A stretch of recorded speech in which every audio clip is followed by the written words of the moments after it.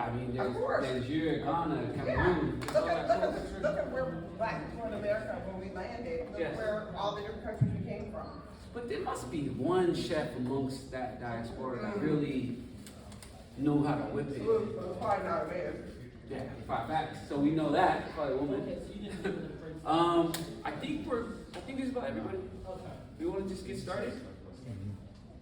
People eating their soul food, which is great. Openings. And it's African, we just start when we start. Yeah, factory starts. That's We what make we all sure we have eat in though. common. Right. We make sure we eat before we start the But it's show. something we all have in common.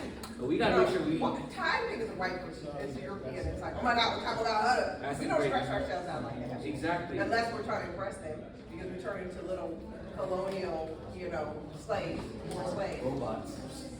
So no, I think those are really good points, and I want to open with that. Like, everyone's here enjoying soul food, and I said, okay, what's soul food? Like, I don't want to take for granted something that tastes so good, right? What is soul food? Where does it come from? Where does it really come from? Who was the first person who did it?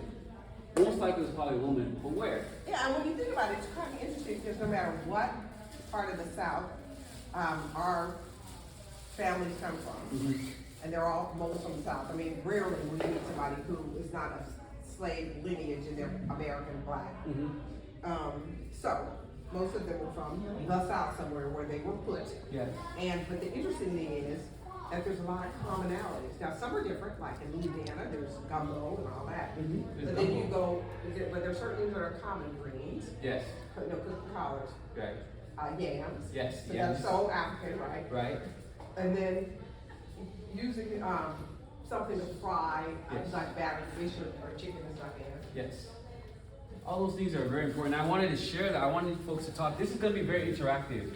I want people to talk about their experiences with food, their experiences with anything that makes you travel, anything that takes you someplace different. And that's what this presentation is about. It's called the 5 Gates. Now I'm going to ask a question. How many fingers are those children holding up in How total? many fingers are they holding up? Look, Jill, how many fingers are they holding up? 2. Okay. Anybody else? How many in total? How many total? Count them all. Huh? 5. That's a little hidden thing in the picture is 5. That's why I picked this. But not only that, I wanted to share this picture to show the people of the continent. My biggest thing about content is the difference between foreground and background. The difference between human and animal. Who loves Lion King? Did you like Lion King? Loved it. Is it African? It is. Is it what? African. Is it African? The Lion King? It is. It's based on an epic story in Mali. Civilization called from Sundiata was a king, and it's based on that story. Lion King was based on a West African epic story. The equivalent of the Shakespeare of Mali is called the Epic of Sundiata. That's Lion King. But it's animals. And so in a lot of content about the continent, you see animals, and if it's humans, we're in the background. And in the foreground is some American European descent taking care of the kids, right? Doing something with the kids. They're always in the shop with the kids, or they're doing something, this white savior. So I wanted to share this picture of them holding up about 5 fingers, and children just looking straight at you, being human and sharing their excitement. And the excitement that I want to share with you is called the 5 Gates. When you take a DNA test, the people of Africa say we take a DNA test, you find out, oh, Cameroon. Great. What's next? There's this missing part. You're like, what do I do? Now that I'm Cameroonian, maybe you find your own ethnic tribe. They're from the Bamileke ethnic group in Cameroon. Don't know what to do. They tell some friends, they find an African friend maybe, they share. They don't know what to do. So someone like, should I go back there? Should I go home? Yes, but maybe not to Cameroon, first of all. The reason I say not to Cameroon is because there are gates, like training wheels for Africa. Like, a country and a continent is big, there's so many things, it can be overwhelming. So there's like places that you can start. Because some folks are like, I found out where I trace back to, and I'm Nigerian, I'm hearing, but I don't know where to even start. Do I change the clothes? Can I still wear gold chains? What do I need to do? Can I wear a fitted? All those things can be answered by going through the 5 gates. Now I'm going to share with you this. This information that you have will put you ahead of 99% of the global population, this knowledge. There are 5 gates in Africa. 5. Each gate is a country within a geographic region. There's 5 regions: west, north, east, south, central. 5 regions. In each of those regions, there's a gateway that when you enter that, you can know about that area. So a gate in these 5 geographic regions, that means they're easy to navigate. In much of the world, they're like, oh, let me go to Nigeria. They're like, yeah, I know a guy. And through that person who knows a guy, you're going to go to Nigeria. Do you need to know a guy to go to Europe? No. How many people are going to Greece? You know when Drake dropped that Greece song and everyone black is going to Greece, taking pictures. They didn't need to know a guy going to Greece. Their debit card, their credit card, their cell phone, everything worked. There was infrastructure that, wherever you are, it works there. Bank transaction won't get canceled. So it's a region that's highly developed, easy to navigate, highly developed economy. What's that mean? Good tourism. You might have some informal street sellers, but you have real institutions there. It's welcoming. As I grew up, I'm Nigerian American. My name is Obi Chukwu. I should have started with that. My name is Obi Chukwu. I go with my full name, Obi Chukwu, as a way of reclaiming that part of me. And I'm Nigerian American. I was born in the States. I was born in California. My parents are both from Nigeria. Outside, I'm American. Inside, Igbo, Nigerian. My parents, 70% of what she speaks is Igbo. 30% is English. My dad intentionally speaks Igbo to me to make sure I remember the language. One of the biggest things was when, what's that movie with Eddie Murphy? Back to Africa. Coming to America. One of my dad's favorite films. Oh my God. My dad loves, he's like, it's a classic. Gotta watch it. As a young kid, he made me watch Coming to America. And it had a huge impact on my identity. But one of the things that was so big was that I know that you need to feel welcome in order to come back to some place. So some places, these gateways are places where you go, maybe they roll out the red carpet. They really celebrate that you come back. These are the countries that do it. They're stable. How many times you say, Africa's full of wars? Hear that all the time, it's unstable. Tourism is not there. So there's a well-educated people. There's people with degree holders that you can connect with, or they're in the workforce. They're white collar and blue collar. They understand. It doesn't matter that it's different. And it's the lowest barrier to entry. Like I said, you didn't need anything to go to Greece and take pictures of yourself on a resort or on a yacht. So it's one country that's the gateway to many. The 5 African gates is important for those who want to do business. If you want to do business, some of the biggest banks are in these countries.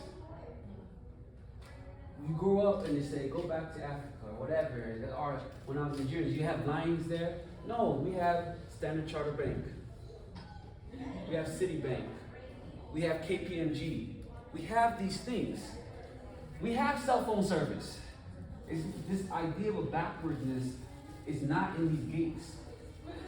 And the biggest thing that you need to understand about the 5 gates, it's a headquarter for the Black global community. Meaning, if you go there from that gate, let's say you want to know about North Africa, you go to that gate, you start there, you get good. You know where everything is, and then you start venturing out. That's a gate. And I'm okay romanticizing Africa, but I also want to emphasize the logic behind what it means to go back to the continent for what is called the return. The return is something that's ours, but we don't know where to go. So drum roll, please. This are the 5 gates of Africa. You take a picture. I encourage you to, so you remember it and you never forget it. This is a concept. I studied politics and Chinese in my bachelor's, and I did my master's in China. I can speak Chinese. My biggest thing was African-Chinese relations. I thought they were going to be like the US-Soviet. I thought it was going to be the biggest thing since sliced bread. What is going to be like to have a relationship between Africa and China? In that research, I looked at the strongest countries that didn't have anything, destabilization, consistent, you can go there and vibe. The West African gate is Ghana. There, you can hear in the history of slavery, you can hear the history of colonialism. It's preserved. You can buy land. You can go on a yacht. You can head to all these resorts. Ghana is your West African gate.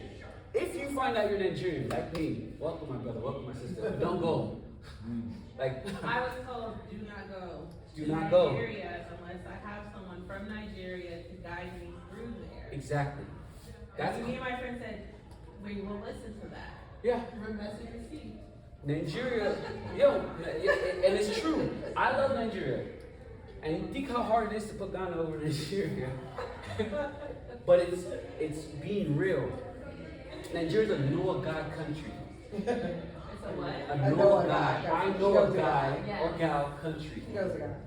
Ghana is not that. Okay. Ghana felt like San Diego. I was like, oh my gosh. If I had hair, I'd be like, oh. It was so relaxing to walk out at night and not, Nigeria, Lagos was like New York. Woo. It was the most, Intense. it was intense. I don't believe if you make it in New York, you can make it anywhere. No, if you make it in Lagos, you can make it anywhere. Lagos, and if all of you went to Lagos for a year and came back in the States, in 6 months you're probably a millionaire. The hustle there is unknown. It's crazy. But you're going back to return. You relax. Ghana is your West African gate. Get good at Ghana, then go to Nigeria, then go to Cote d'Ivoire, then go to all those other countries. Learn this. You think it was a kind of like an accident that Kamala Harris was there earlier this year? Idris Elba was there earlier this year. Ghana is a major place for West Africa. It's your key, it's your gate. Your North African gate, Muslim, Islam. North Africa's hard. I think it's impossible. But Morocco is your North African gate. It has all the tourism, all the necessary infrastructure to support people returning. That's your North African gate. Your East African gate, Kenya. We all know Kenya. From the runners to the safaris. Kenya has always been a destination that is geared towards supporting people coming back. In fact, I believe they're coming out with legislation, just like Ghana, that you can get citizenship if you're black. Nice. That's starting. Nigeria doesn't have it. Cameroon doesn't have it. Cameroon, Nigeria, and some of these countries on the coast of West Africa know the people in diaspora are from there. But only Ghana has a return citizenship, right? And Kenya is building on it too, as well as Rwanda. Now, most of us have this thing in the US called hotels, right? We go to Egypt. Egypt's in East Africa, or sort of East North African. But when we go to East Africa, we go to Egypt. We go, you think Ethiopia maybe, the country that was never colonized, the shining star of the continent, the last emperor to ever rule on the continent and become president, pass or whatever, be dethroned. That Ethiopia has a big tradition in the Bible. Ethiopia's not on this list. Again, tourism, welcoming, infrastructure, stability. Kenya has it. The fastest fiber optics have been built already in Kenya. Wow. So you want to get on the internet? It's fast. Go to Nigeria, and it's slow. Your Central African gate is Rwanda.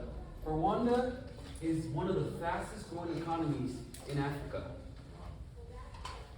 And it's amazing after what happened to them, the genocide that went.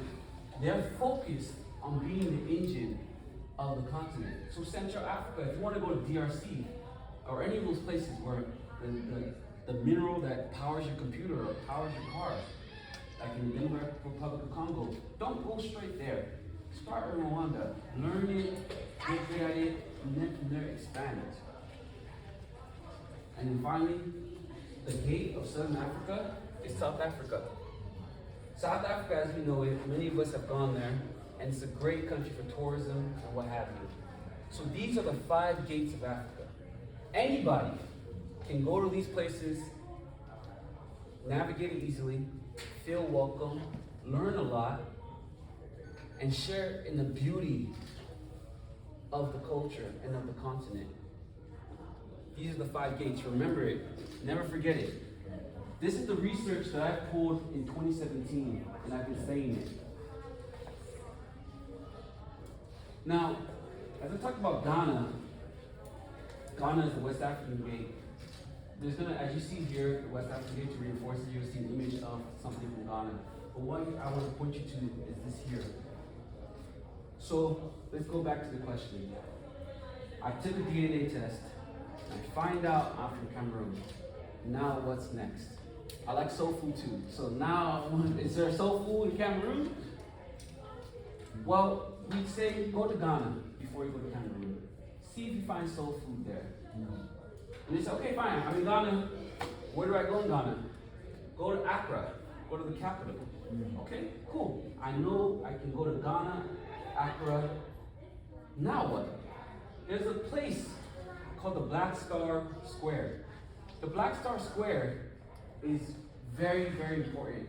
When Dr. Jerry was talking about how he went to Ghana and he was at the slave coast and the slave castles, I was like, all right, but did you go here? The Black Star Square is where the founder of Ghana, Kwame Nkrumah, who founded Pan-Africanism, is buried.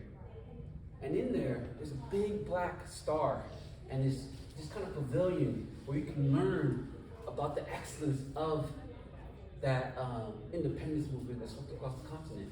It's a place that you can feel pride and feel strengthened.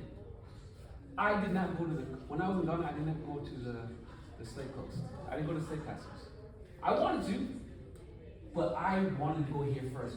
For me, this is where I must go first. Afrocentrism, Pan-Africanism, Afrofuturism, to me, is embodied in this place. Go there and think of it as a pilgrimage site to awaken something in you. Now I'm gonna pause. Has anyone here been to Ghana? Nobody? Okay. Has anyone been back to the continent? Mom, you went to South Africa, didn't you? Yeah, I went to South Africa many years ago. Okay. How was your experience? How was your experience? It was wonderful. I can't remember a whole lot about it. I've had a lot of birthdays since then. That's It awesome. was wonderful. And what part of South Africa did you go to? This is Ghana, What part of South Africa? South Africa. South Africa. Mhm. Sorry. It was Cape Town, probably? Oh, Soweto. Nice. Awesome. Yeah, Soweto is a great township. That's where Cape Brenda was from. Yeah, we went to Cape Town, that's right. Yes. So, when you travel, it's a logistical nightmare. And so the 5 gates is a way to ease that and make that opportunity, make that experience happen. Because the thing is that I want to share with folks is that when people go back home, they're transformed. And if they go to the right places, it's like a baptism.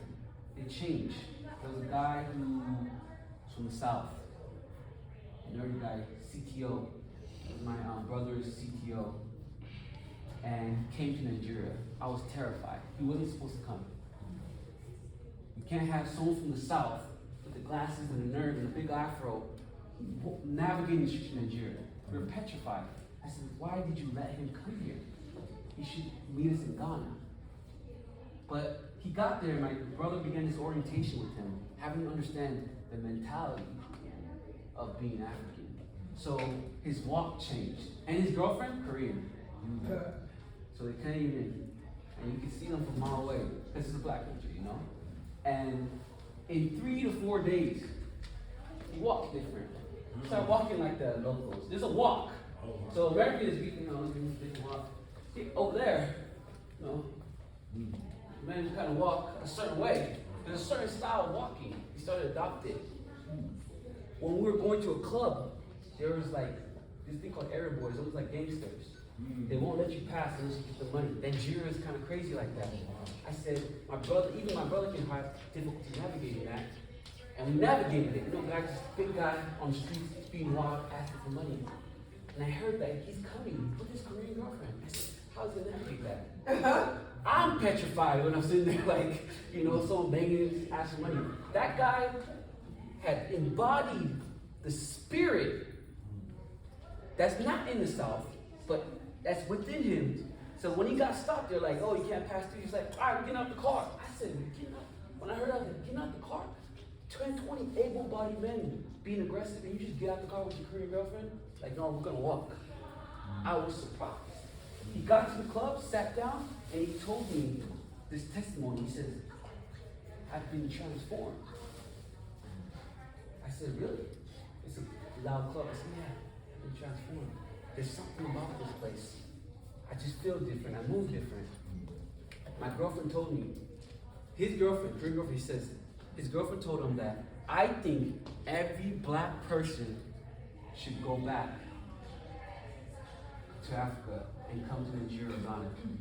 That's his Korean girlfriend telling him, because she was seeing the transformation in her own apartment, and she liked what she saw. That's the power of going back. It's a metaphysical experience. Now Morocco has a very, very rich, beautiful culture. Art, Picasso, like just so many things.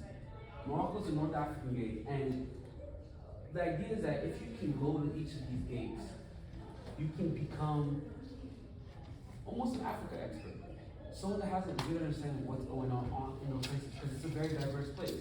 Specifically, Palace Moulay Hassan in Assoria. Assoria is actually one of the easiest places to navigate in Morocco. Morocco's difficult, it's Muslim, it's a very strict culture.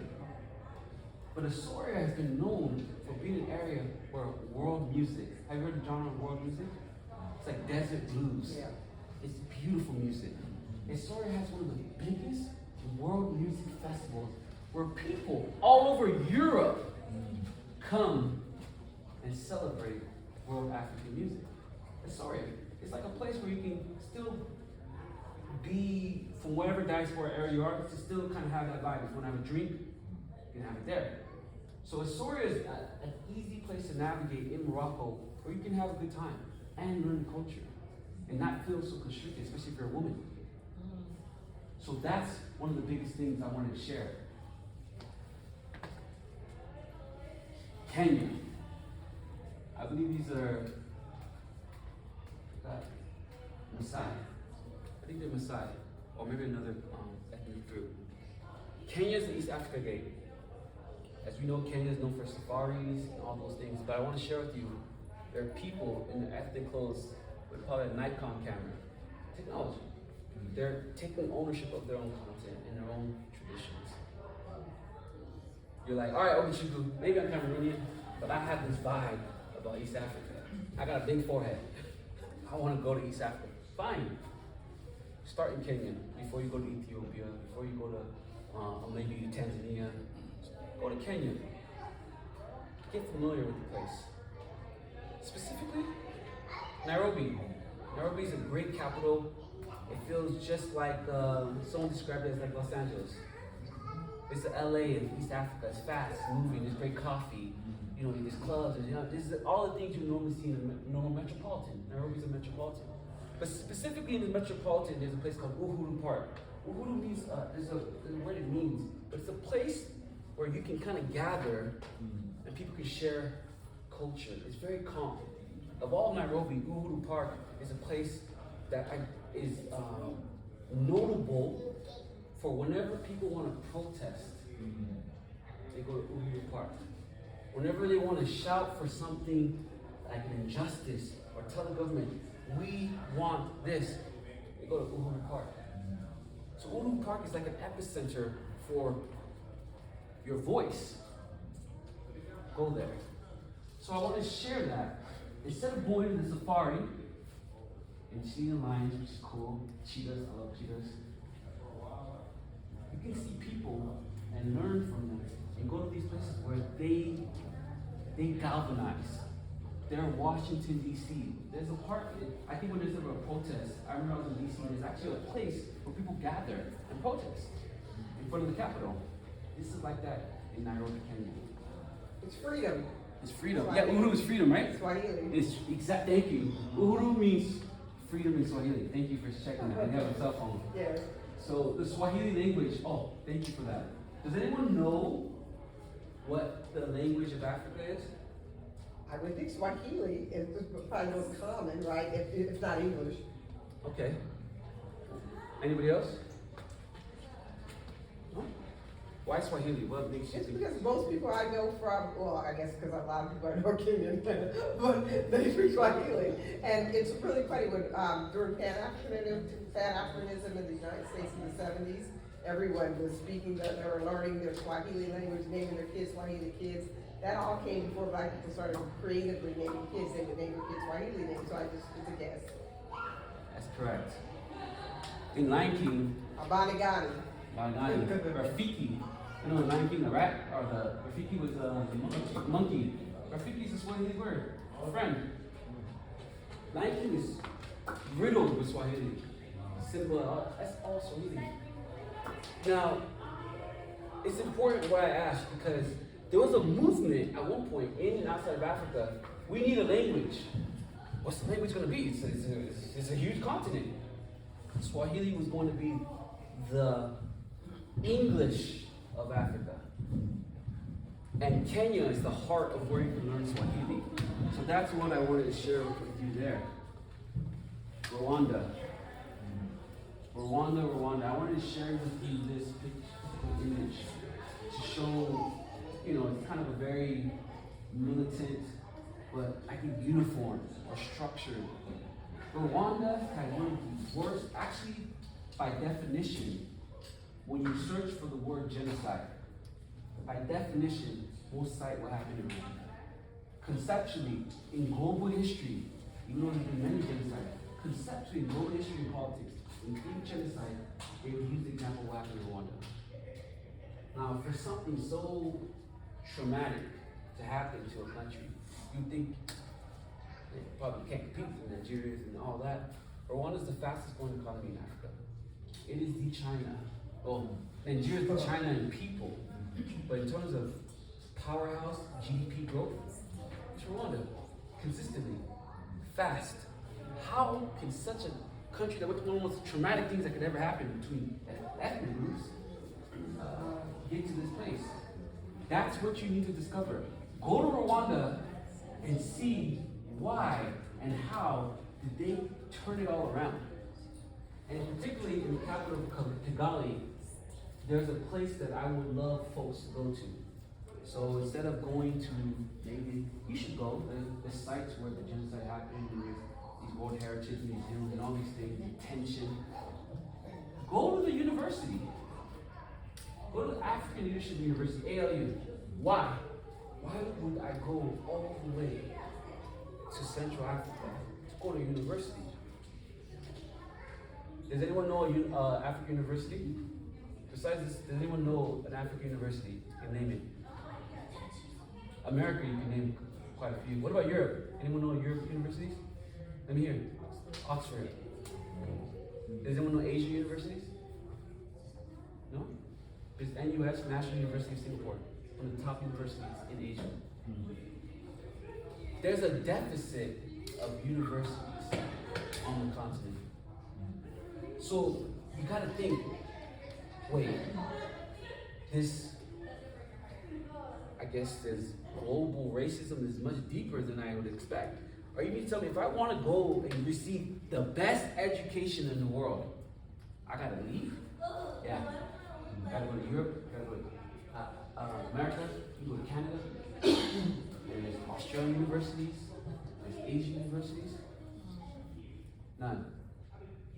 Use this as an opportunity to go to an African country that has the fastest growing economy in Africa and see what the university looks like and what they're doing. That's very important. And so that's what I wanted to share with you there, that uniform, that structure. The last gate, everyone knows. South Africa is a South African gate. Duh, everyone knows this. It's a no-brainer. But the history of South Africa, just like Rwanda, is very close to the history in the US. Jim Crow, apartheid, riots, protests, very similar. And it ended in the 1990s. So South Africa is always a strange place from a theoretical standpoint. Why is it a gate? It has everything. Tourism. You can build a business there. Everything's there. You can party. You can take kids to university there. But I want to point you to a place that most people don't go to. Most people go to Cape Town. Cape Town is known as like, it's hip, it's great. But Soweto is actually a township that's very much like, I think Mandela, particularly from Soweto. It's a township where there's a large black majority and it's not the most developed. But there's a place called Walter C. Silver Square where it's sort of like a museum that provides a holistic view of what happened to transform South Africa. I really encourage folks to go to Soweto when you go to South Africa and pour your money there. What do we say? The black dollar is so powerful, right? You've been hearing that through the pandemic, through rest in peace, when that murder happened, George Floyd. Everyone was like, okay, it's time to use the black dollar as a weapon to sort of help us. When you think about the black dollar, it also goes to travel. Where you go to spend your money has impact. So going to places like Soweto instead of Cape Town is a place where you can enrich and galvanize the local economy that has beautiful traditions. Now, this is my favorite. These are the original brand ambassadors for Africa. Take a picture. It's a very interesting slide. Because what do you mean brand ambassadors? Listen, Africa's not Nike. TIA. Remember that movie? In the movie, Blood Diamonds? TIA. This is Africa. This is my first time I heard Africa branded. Leonardo DiCaprio is still sitting in a bar, and there's a shootout or something, and they're like TIA, almost saying that Africa's a hellhole. It's not. These are the people who said, no, it's not whatever country. It's a great country. He's an ambassador. Kwame Nkrumah, the president of Ghana, the first president of Ghana, who started Pan-Africanism. Nelson Mandela, you all know, you all love. Frank Fanon, well-known scholar. Haile Selassie, the last emperor of Africa, president of Ethiopia. What gave birth to Rastafari? Him. Of course, Miriam Makeba. Of all these people, she's like the only one who's an entertainer, but also an activist. These are the original brand ambassadors. Do you want to know what the new brand ambassadors for Africa looks like? Anyone want to guess? Okay, Obama. Who else? What's French Montana? French Montana? Oh, I like that. Yeah, there you go. That's good. Here is my take on the new brand ambassadors for Africa. Do you notice something? Does anyone notice anything? They're all entertainers. These all entertainers. They're all Steve entertainers. Harvey, what? Steve Harvey has a clip of him talking about which countries to go to. Oh, First, you okay. gotta go to Ghana. Okay. Then you gotta go to, then you gotta go to Botswana. Then you go to South Africa. Botswana's known for diamonds. He has this clip about it. Now, whether for right or for wrong, it's quite strange. He had these political activists that were ambassadors, and now we have entertainers. And it's interesting, but Dave Chappelle, last year, with a couple folks, I believe with Chance the Rapper and Vic Mensa. Vic Mensa's half Ghanaian. They did a Black Star Line Festival. They brought over several thousand people back to West Africa. Akon, everyone knows Akon. I thought he was gonna be the superhero of Africa. I thought he was gonna become superhero. It's Akon. We all know Akon. He had some of the most incredible music back in the day, especially in jail. He was like, typical rapper, I'm locked up, that's Akon. He went back to his hometown, I believe, Senegal. And he has mines, he has all these businesses, and he's saying, Africa's the next thing, put your money here. That's Akon. And he flies back every now and then. He's almost like a king back in his hometown. How is a rapper that made in the US go back and now is this ambassador for business in Africa? To me, that makes better sense than anybody else in that picture. At least we grew up and was born in Africa. I mean, Idris, wasn't he born in London or something? Yeah, but he's from Liberia. Yeah, but the fact that he would be a brand ambassador, I think at least you'd be born on the continent. You know what I'm saying? That's great, and I think that's the difference between the two. I think it's good to have brand ambassadors. They're not born on. Yeah, I'm not mad at him. I'm just saying. You threw me off. 100. Yes, it threw me off too. It threw me off too. When I made the slide, I almost wanted to delete it. I was like, I don't like this. It goes back to Dave Chappelle. In our communities, whenever something happens, we're like, Ja Rule, tell us. It's like, what does Ja Rule and entertainers know about something so heavy?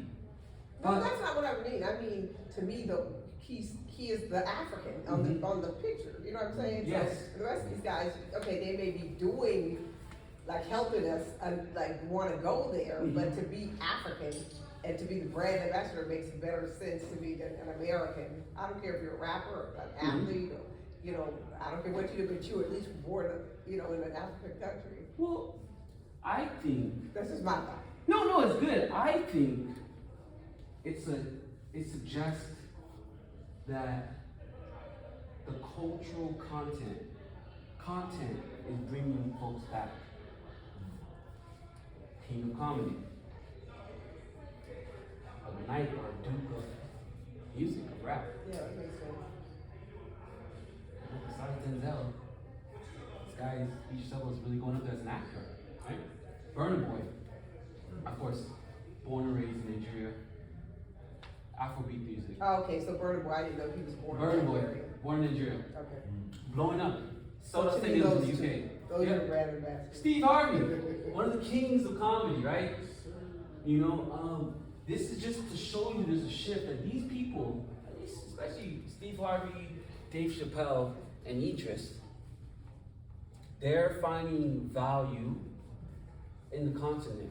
And I think that's important, is to say, what is there for me in this place? And how do I rock that brand? So this is the last slide I leave you with. And I'm gonna ask for questions and comments and hear people's travel experiences. These are the 5 gates of Africa. Have everyone heard of BRICS?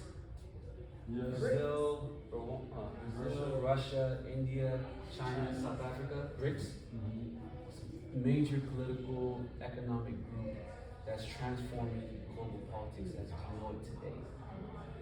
Huge. They're saying that BRICS may be the thing that gets rid of the dollar.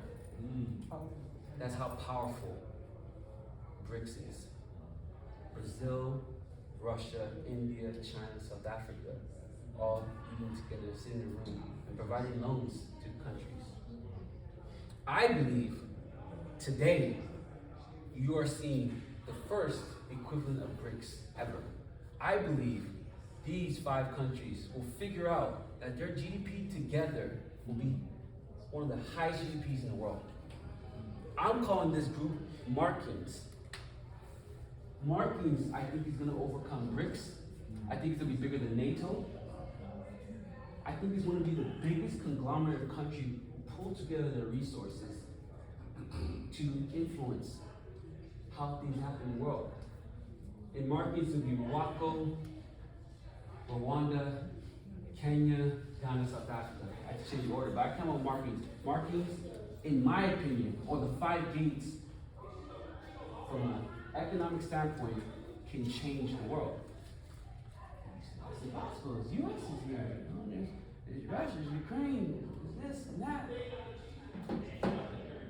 Going back to the original brand ambassadors, I think they're onto something. And I want you to know that these places, regardless of the geopolitics, these places is the door to how you get home. If you go to home, do you enter through the chimney? That's Nigeria. You go to Nigeria's entry through the chimney. Do you enter through the window? There's doors. Front yard, backyard, side door. That's how you enter a house. These are the doors to entering the house of Africa. If you remember these countries and you put them. My brother got married in Ghana. People get married where? Italy, Europe, right? He chose Ghana to do his destination wedding. It was amazing. It was the most beautiful wedding I've seen. But you wouldn't think that. I think all of these countries, you can have a destination wedding. I think all of these countries, you can start a business. I think all of these countries, you can build land, build homes. I think all these countries, you can go to their universities. These are the countries I want to share with you. These are the 5 gates. Thank you. Any questions and comments? I'll sit here. Any questions? It's interesting. So I recently graduated, and my friend planned a trip for us. Yeah. And we were going to originally go to the DR, Yes. which was very different financially in planning. Then she said, "Oh, we're going to go to London for Carnival." Yes. And it was really interesting because we were a little frustrated with ourselves, like, why would we choose to go to London instead of Africa first? Mm-hmm. But then in going to London, it was like a culture shock Mm-hmm. in a lot of ways, seeing how safe we felt going down some of the streets at night, being around a lot of Black people who had a different way of being in the States. And it almost was like it was the right decision to go there before going to Africa. Mm-hmm. And then in our trip planning for Africa, Ghana and Morocco are 2 of the countries that we're looking into going to. So it's interesting to see that those are the gates. Mm-hmm. And yeah, that was it really. Awesome. Anyone else has stories? Maybe in Europe, any place, South America? Any question? I have a question.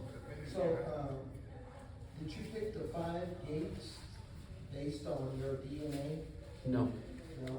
Okay. No. I picked. Go ahead. So I'm gonna go to Africa, but and I said I'm not going to Europe before I go to Africa, before I go home first. Yes. And I was just thinking about who tells you what your DNA is, because some people tell you what your DNA is and try to link you to different groups that you might not even be a part of. That's just my conspiracy theory. Right. So, but I understand. trying to find a legitimate Right. one that I know is really looking. That really places in the right place. So yeah, African ancestry, all these DNA or genetic tests, there's a lot of suspicion around them, security issues as well. I can't speak on it. I always say as my brother who's in cybersecurity says, you want to do a closed loop or closed circuit DNA test, meaning the data that's captured doesn't leave. It's yours. It's under a brick wall. It can't be shared for any reason, not to the government. Always do that type of DNA test. That's number 1. Number 2, your question, how are these 5 gates? What are you using? A myriad of things. One of the things I mentioned to another gentleman is I look at the visa rules. The way Africans treat each other. Ghana is known for giving citizenship to folks that are Black. Just because you're Black, you can come back home and become a citizen, a dual citizen. How is that not a gate? Kenya started it. Rwanda, I think this year is about to start their own. Nigeria, Cameroon, Cote d'Ivoire, even Liberia. Why don't they have this program? Israel. Israel has a program, right? Yes. Everyone knows it. It's what's it called, the something law, the law of return or something like that. It's something to that effect, but they have to go back, they have a chance to go back. Every person is. Anyone of Jewish descent, European Jews, African Jews, all these have a program that they can go back to Israel. Making Israel the gateway for this major biblical ethnic group. 3 of these 5 have that program. Maybe not as mature, but they have it. That's what makes the game. Number 2, visa requirements. I looked at all the visa requirements. Do they ban Jamaicans? Do they ban some of these bad actor countries that are black? I looked into that. How open they are to the black diaspora countries. How many Brazilians are going to these places?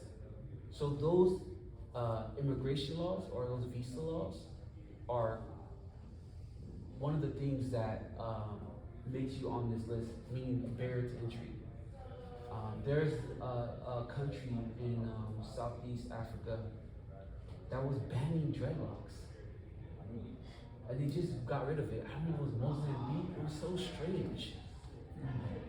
So to be on this list requires a historical, political, and social maturity. And that's one of the things that went into this. And of course, safety. Safety is number 1. When you're traveling as a woman, as a man, as a young person, safety is really big. So I looked into the safety elements. How were they during COVID? Ghana was amazing. Very strict COVID requirements. How strict are they about maintaining the health of their population and the people coming in? So those are the things that made these countries the 5 gates. Yes. I have a question. I apologize, I missed part of it. Can you just go back and tell me about which one South Africa was on your list? South Africa. Yeah. South Africa. He came after you talked about the Oh, regions. which part? The content, where you talked about the gateways to different regions. He was. Oh, okay. Yeah. Or just surmise it. Yeah. Well, okay. All right. So gateway is not new. There are gateway economies. There are gateway markets. It means something that you can get started in and it takes off. So there are 5 gates. A gate is simply a country in a geographic region that is easy to navigate. Like I said, you don't need to know a guy. Highly developed economy. A lot of global banks are there, established. I mean, transactions are easy. You can change your money easily. You know how hard it is to change your money in Nigeria? You get into the country. Now, how do you change the dollars you have into the local currency of Naira? That simple process is one of the major pain points that disqualifies multiple African countries using local currency. A highly developed economy has all the infrastructure. Like Nigeria, I had to, he was like, you gotta go to the Muslims. You gotta go to this market. And I'm like, I'm hiding my money. Then we went there, and we went through my cousin who knows a guy, and then we go, and there's a bunch of, I thought we were going into a little, even in Mexico, there's a little thing, like either a kiosk or a little place where you can change money. No. It's the side of the street. A bunch of Muslims just walking with wads of cash in their hand. And I'm like, Mom, let's go. And they're getting restless. And we had to do this very shady transaction right there, put up the dollars. It's in the middle of the market, and we're doing this. That's not a developed economy. I went to Ghana, got into a hotel, currency exchange. I was like, I did exchange, put it, I'm good. That's how I develop economy. Can you start Meta Facebook in this country? Yes, you can. Can you create the next Airbnb? Can you create the next multi-billion-dollar company? Yes, you can do it in this economy. Is it welcoming? That's important. Is it stable? Do they have a tourism economy? And of course, the well-educated workforce. How many people are educated that they can interact with you and understand? They know about, I know about America. I watch Game of Thrones. You know, I've seen those things. So these that's what makes a gate. One is a gateway to many. A lot of a gateway country is a lot of the biggest global companies when they want to Netflix, like, or some of these countries when they have like the Netflix of the world, streaming platforms, they establish their base there, and so that makes a country a gate. So these are just kind of the criteria. Safety is number one. Safety trumps all of this. If you feel safe, that's the most important thing when traveling to a particular country. Safety is number one. And so those 5 countries. And so South Africa, you know. Oh,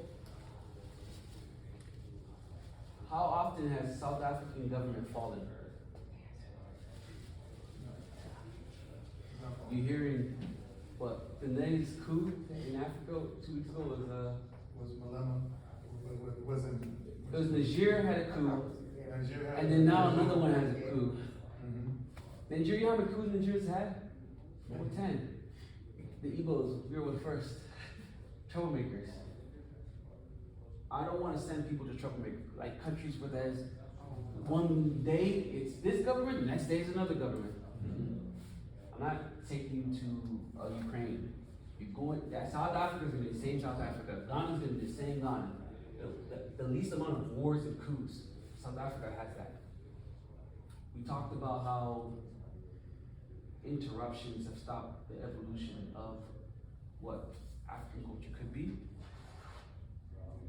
Realistically, political instability is one of the greatest form of interruptions. South Africa has a very, very stable government.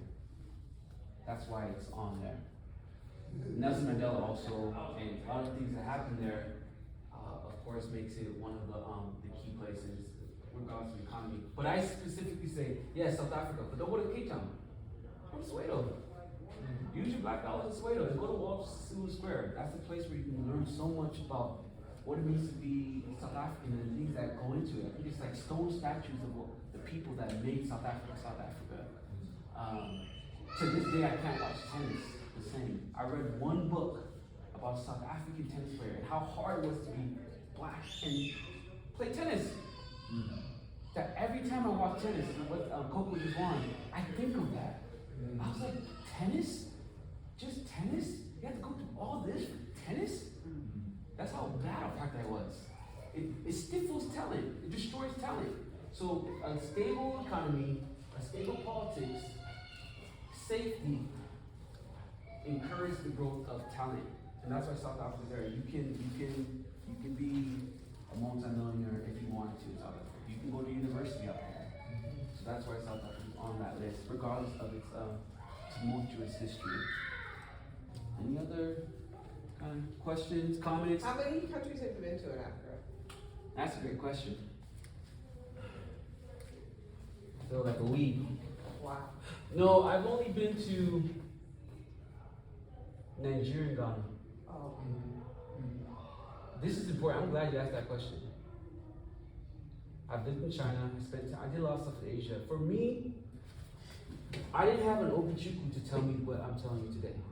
So as a young kid who's Nigerian American, who's black when he leaves the house, Igbo Nigerian when he comes back inside the house, I was like, how do I get back? So I was like, oh, I announced to my parents, I'm joining the Nigerian Naval Academy. They went crazy. I thought that's the way to get there and not get bullied. I joined the military. The military's strong. My parents sent multiple people to convince me not to go there. Scared you're gonna die, they said. I wanted to get involved in politics, so I said, let me go to Nigerian Naval. I had the whole application. I'm like 16, 17. I'm serious. They're like, no. So I'm like, okay, how else am I going to get to Africa? I said, university, college, they have study abroad programs. I went to Bates College, they're known for sending 70% of their students abroad. So I went there. The first thing I do is I asked to study an African language. They're like, we have one. I said, is there any professors around that I can study the language, like Swahili? They said, there's a person in Portland, Maine, an hour away, that can teach you. but you won't get credit. So I was stuck in Chinese class. That's what I selected. Chinese was my plan B. So I was like, okay, if I can't get there through the language, I'm gonna use the study abroad program. Multiple to study abroad, safety is big for the students. Multiple countries. Nigeria, they did some bombing happening. Nigeria was blacklisted. Multiple African countries were blacklisted from study abroad. South Africa was probably the only one you can go to. I said, I want to go to West Africa. I had no one tell me that Ghana, you can go to Ghana. I had no one tell me that. In my university, you can't. If you study abroad, you get credits. So I said, I went to college to get to Africa. How do you get there? I said, through China. African-Chinese relations is on the rise. I said, why darn it, I'm going to learn Chinese. I learned Chinese. I became an expert in African-Chinese relations. I got ready, and around that time, the politics of the area was going up and down, and folks were turning against China. They're like, yo, there's neo-colonialists. I was like, oh, well, sure, maybe, but can I still figure out a way to go in? Couldn't do it. Peace Corps. I was doing the Peace Corps. Did an interview, Peace Corps. I said, can I go to Africa? They said, you can't choose where you go. That's not how Peace Corps is. But you can make recommendations. I said, all right, Africa's number one. They said, most likely because you speak Chinese, they'll send you to Asia. I said, what do I need to learn to go to Africa? They send most French speakers to Francophone Africa. I started auditing French my senior year in college. I went to French class every single day. Studied French like a madman. Things fell apart with the Peace Corps. I'm left with nothing. You know what came to me? That booth outside, comics. My brother came to me and said, let's create an African Dora the Explorer. I said, I've run out of ways to get to Africa. Fine. I'll get to Africa through storytelling. And that's 10 years later, that's where I am. And that's the long answer. I didn't have anyone tell me that there's places you can go to that's safe and easy. And if I had that knowledge, I would have gone faster. I told my brother this in 2017. He's been to 4 of the 5. So your parents were both born in Nigeria, but 100%. neither of them went back as they were, you guys were growing up? Like I said, disruption is the greatest threat to black culture. Parents left when there was the coup, when the Nigerian genocide. That's right, happened. during the genocide. And yes, Eagles, right? Yeah. And even though the economy in Nigeria was good, my dad only came to the U.S. to get an education. Right. He was gonna go back. He had a great job. He worked for the Nigerian Airways, make good money, but he wanted to do with my dad's a nerd. He's a scholar. That's where I get it from him. So he went to Washington University, studied, and he was gonna go back. The Nigerian economy collapsed. He's now stuck in the U.S. No, I got you. I just Yeah. So that's kind of the reason, and because of the instability that happens, you don't want to go. The most heartbreaking thing, and this is very personal, maybe TMI, too much information, is in Nigeria, when someone passes to the next world, we don't bury them in the U.S. We send them back. I know one day I'm going to have to send my dad and mom back. It's money. You always send the body back home. And when I think my mom recently, someone closer passed, she couldn't go back because it was too dangerous. When your country is in a global recession, it hits hard. And you're from the US, all of a sudden, your family is not what you can trust. That's what it means to be of African descent, know where you're from. People think, oh, you're not Black American, you know where you're from. You can always go back. Really? By being here, my cousins think I'm a millionaire. There was massive kidnappings happening in Nigeria from early 2000s to now. The state of the economy has made that place so unsafe that people who are originally there can't go, like Mexicans. Some parts of Mexico, they cannot go back because cartels. So your family member goes, And now you think, I gotta go back home. That's someone close to me. You can't go to bury someone close to you because you fear for your own life. Whether it's outside your family or within your family because of jealousy. That is the African experience. If you ask most people from the African continent, what do they do when they go back home? You tell nobody. You just leave. And you appear. My first time my parents did that to me, I was a kid, and one day my dad was gone. I said, where's Dad? Nothing. 1, 2 weeks. Then they finally said, Dad went back to bury his father. They sent him off. They won't tell anybody because of the situation of maybe first world jealousy. So these countries don't have that as much. You can go back. Kind of a dark note, but this is what I really want to share with you, the logistics of this, and take it and spread the word. Talk to people. You know, I appreciate the research you did and how you came to identifying and sharing this with us.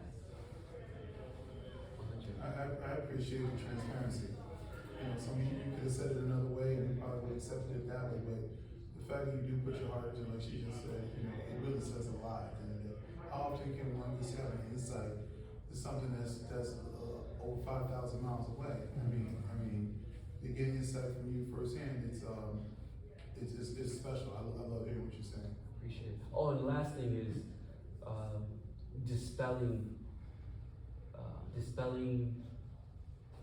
mistruths or rumors. Everyone was there around the time when there's a massive drought in East Africa, and there's a whole campaign to save the starving children. Huge imprint on the global mindset. You put pennies in boxes to save these children. The same children you see in the beginning who look healthy. That's why I did it. I wanted to show this. Right. Because when I was young, I hadn't gone to Nigeria yet, but I was looking at little boxes of children who were emaciated. When I turned on the TV, they were there. It was everywhere. They didn't look full and happy. That's African. When Africa be hunger, war, destituteness. And so the 5 gates are your temperature check. Africa is chaos. I look at Ghana. I know Ghana looks alright. Matter of fact, the weather is perfect. Morocco's doing, oh, wait, Morocco, something's happening. Earthquake. So yeah, maybe, you know, because Morocco guy, okay. What's Kenya doing? Oh, doing great. South Africa. Rwanda. Okay, 4 out of 5 are doing good. Yeah, we can go there for the honeymoon or whatever. Just because Mali decides to fight the French doesn't mean all of Africa is done. That's these 5 countries is to help you say, hold up, I read the news, but I think things are okay. This is to help. If you on Apple News or anything, you have your RS feed.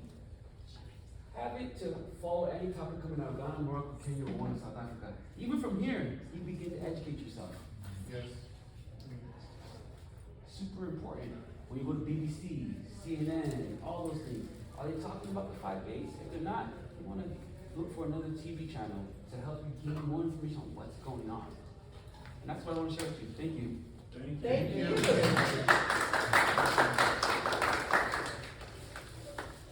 You mentioned that you guys doing like a door explore type deal? Oh yeah, we're thinking about doing it. Oh, you think like I thought you were doing that's a great idea. Yeah. Yeah, my brother, it was a great idea. He pitched it to me.